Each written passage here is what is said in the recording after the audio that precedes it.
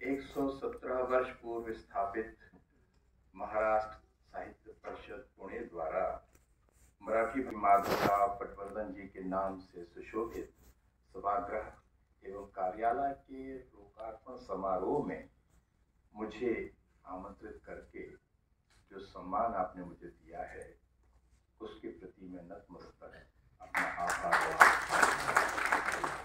बल्कि मुझे लगता है कि पता नहीं मैं इतने बड़े कार्य के लिए उपयोगी व्यक्ति था भी या नहीं, लेकिन आपने मुझे अपने परिवार का सदस्य घोषित कर दिया है, तो मेरे लिए आज का दिन ऐतिहासिक दिन है। सभागार में मेरे मित्र दामोदर जी खड़से जी उपस्थित हैं, राजेंद्र जी उपस्थित हैं और आप सब लोग। मेरे सामने एक समस्या रही कि मैं क्या कहूँ। कल रात दामोदर जी से मेरी चर्चा हो रही थी, उन्होंने कहा कि आज बहुत कुछ लिखा जा रहा है लेकिन लोग पढ़ नहीं रहे, क्योंकि साहित्य में वो कशिश नहीं रही, एक सन्नाटा है। तो मेरे मन में आया कि कुछ साहित्य से चर्चा करूं। फिर सभागार में लोकार्पण के समय बातचीत हुई, मिलिंद जोशी जी से हुई, तो उन्होंने कहा आप तो बहुत सारे दिन विदेश में रहे हैं, कुछ अपने संस्मरण सुनाइए। अभी यहाँ बैठा था तो अरुणा जी ने कहा कि आप तो कवि हैं, आप कोई कविता सुनाइए। तो मैं एक ऐसे तिराहे पर खड़ा हूँ कि मैं किधर जाऊं ये नहीं सोच पा रहा। तो मैंने सोचा कि थोड़ा थोड़ा सभी से बात कर ली जाए। आज जो साहित्य की चिंता है, उस चिंता का मूल है ये कि हम सब लोगों के जीवन की तन्मयता टूट गई है। हम सब लोग टुकड़े टुकड़ों में बट गए हैं। अपना काम है तो उसमें व्यस्त हो जाते हैं, पैसा कमाना है तो उस दृष्टि से सोचने लगते हैं, घर परिवार की जिम्मेदारियां हैं तो उसमें जूझते रहते हैं। तो साहित्य की जो सरणी है उससे लगातार हम दूर होते चले जा रहे हैं। हमारी परिस्थितियां ऐसी हैं, हम मजबूर हैं।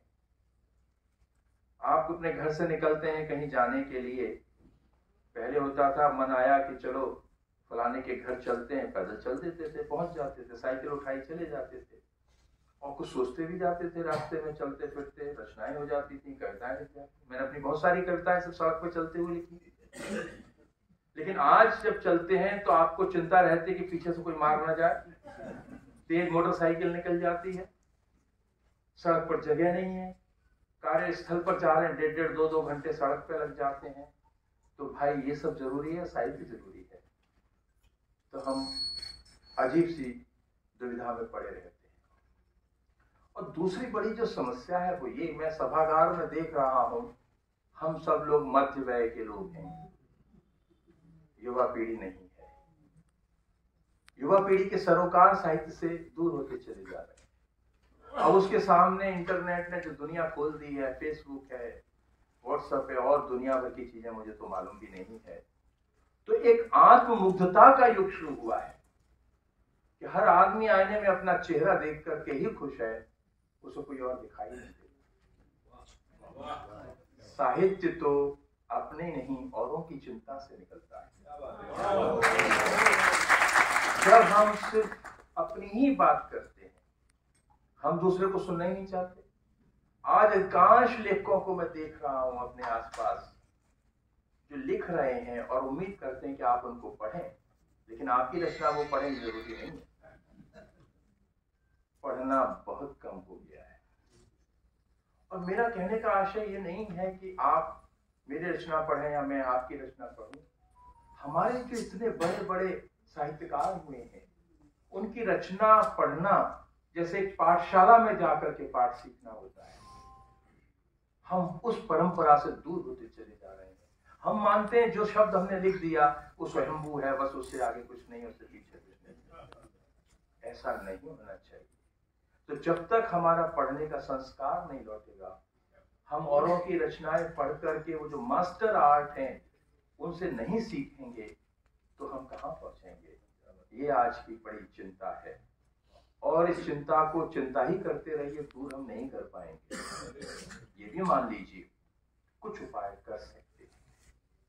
कई बार मेरे मन में एक बिंब आता है कि जैसे एक बांध है, उसके पीछे अथाह जल है, और अचानक वो टूट जाए और मैं छाती लगा के खड़ा हो जाऊं कि तुमको रोक लूंगा, क्या मैं रोक पाऊंगा?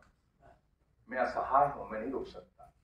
आज की परिस्थितियां भी ऐसी ही हैं कि मैं झंडा लेकर खड़ा हो जाऊं कि नहीं, अच्छा साहित्य लिखिए, ऐसा करिए, कोई सुनने वाला नहीं है।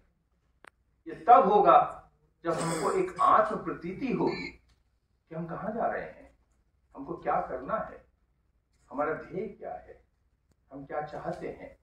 जब तक ये भाव मन में नहीं आएगा, हम कुछ अच्छा रच नहीं पाएंगे। लेकिन हम अच्छा रच पाएंगे तब जब हम अपने बड़े मास्टर कलाकारों की रचनाओं को पढ़ेंगे।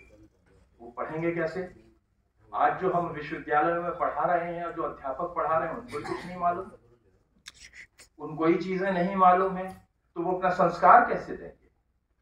एक बड़ी प्रसिद्ध कहानी है, उसने कहा था, शायद आप लोगों ने पढ़ी है, चंद्रदत्त शर्मा गुलेरी की कहानी है, जो प्रथम विश्व युद्ध के वातावरण में लिखी गई थी। 100 साल ऊपर हो गए उस कहानी को, लेकिन आज भी वो उतनी ही जिंदा है।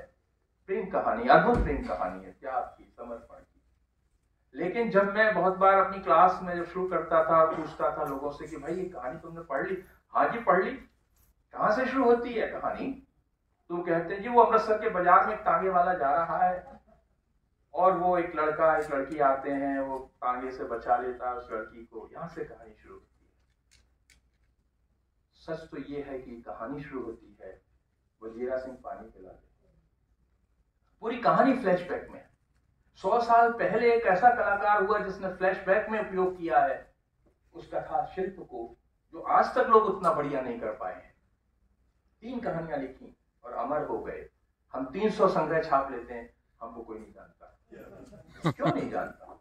क्योंकि हम मानव मन की उन मूल संवेदनाओं से नहीं जुड़ पाते जो अमर हैं, जो हर युग में हैं, हमेशा रहेंगे। इसीलिए कबीर ने कहा था ना, ढाई आकर प्रेम को पढ़े सो पंडित हो। हम तो 2.5 अक्षर तो भूल गए, हम 4 अक्षर जानते हैं, LOVE। जब देखो वो LOVE करते हैं, लव करते हैं, लेकिन 2.5 आकर प्रेम में जो समस्त ब्रह्मांड समा जाता है, उसकी प्रतीति हम नहीं कर पाते। तो हम क्या लिखेंगे, कैसे करेंगे? अब साहित्य चर्चा का प्रसंग बदलने से पहले एक चीज मैं आपके सामने कहता हूं। मुंशी प्रेमचंद आज भी पढ़े जा रहे। 100 साल हो गए पेंशन को लिखना शुरू किया। उनकी एक कृति गोदान से मैं एक उदाहरण लेके कुछ बातें आपसे करना चाहता हूं। राय साहब अपनी सामंती व्यवस्था के अंदर हैं। वहां एक पत्रकार है, संपादक बिजली, वो भी हैं, पत्रकार भी है।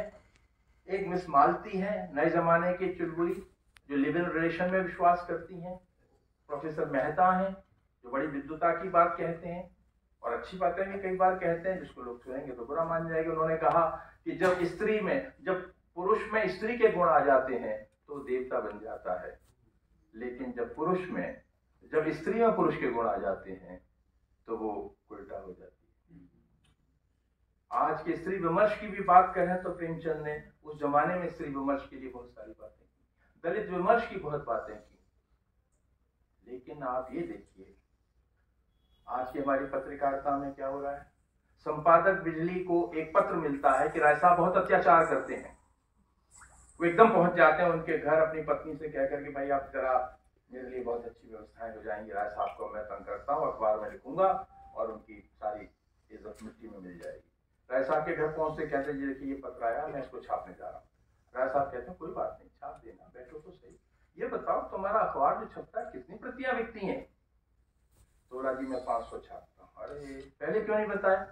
500 से ज्यादा तो मेरी शिक्षा संस्थाएं हैं, समय में खरीद लेता। दाना डाल दिया और पत्र वहीं फट जाता है। प्रेमचंद ने लिखा है, क्या आज ये नहीं हो रहा? प्रेमचंद के गोदान की समस्या है महाजनी सभ्यता। हर आदमी कर्ज में डूबा हुआ है। आज कौन है जो कर्ज में नहीं डूबा हुआ?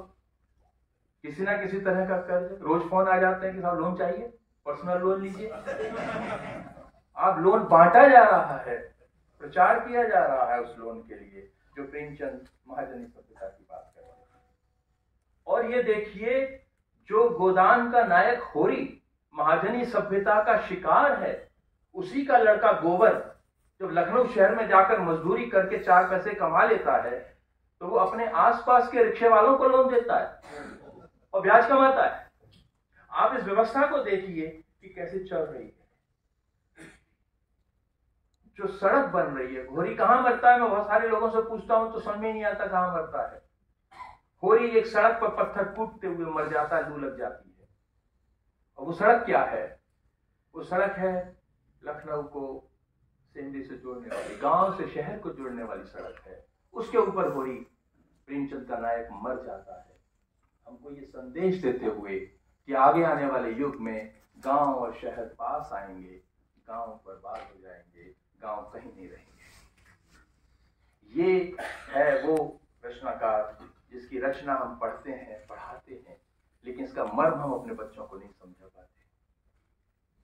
हमारे जो अध्यापक थे, आज से 55 साल पहले जब मैंने पढ़ना शुरू किया कॉलेज में, वो हमको साहित्य नहीं पढ़ाते थे, हमको ये पढ़ाते थे कि साहित्य कैसे पढ़ाते।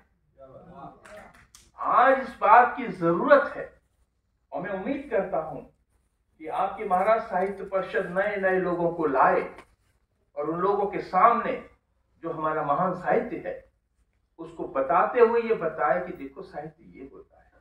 उनमें साहित्यिक संस्कार डाले, वो लिखना शुरू कर देंगे, अच्छा लिखेंगे। लंबी चर्चा नहीं करूंगा, यहीं इसको विराम देता हूं। अब आती है बात मेरे विश्व भ्रमण की या इधर उधर आने जाने की। तो मैं बहुत ही सौभाग्यशाली व्यक्ति हूं जो कभी कॉलेज में जब पढ़ता था सन 70-71 में मैं लेक्चरर हो गया, तो मैं ये सोचा करता था, मेरे दोस्त से कई सारे जिनके कोई रिश्तेदार वहां रहता था, कोई यहाँ रहता था, सब कहते थे कि मैं आजकल कलकत्ता जा रहा हूँ, मैं लखनऊ जा रहा हूँ। मैं कहा मेरा तो कोई वहां नहीं रहता, मैं तो कहीं नहीं जा सकता। और वो उस व्यक्ति को इतना मौका मिला कि वो बस पैर में चक्कर लगा हुआ है। मेरी माँ कहती है कि तू बैठ ही नहीं सकता है। तो मुझे अवसर मिला आज से 41 साल पहले फिजी जाने का। फिजी आइलैंड जहाँ अभी 12वां विश्व हिंदी सम्मेलन हुआ है, वहीं से लौट के आया हूँ और आप सबके बीच में आ गया हूँ। उस फिजी के अंदर जब मैं गया तो 2-3 बड़ी विलक्षण बातें उनकी मैं सिर्फ छुट्टी में सुनाऊंगा। उस देश के अंदर मुझे बहुत सारी रामायण मंडलियां और कीर्तन के बीच में बुलाया गया, तो मैं ये देखता था कि जब वो रामायण का पाठ समाप्त होता था तो वे लोग कुछ जयकारे लगाते थे, सत्य सनातन धर्म की जय, हनुमान जी की जय, रामचंद्र जी की जय, और अंत में बोलते थे रामायण महारानी की जय।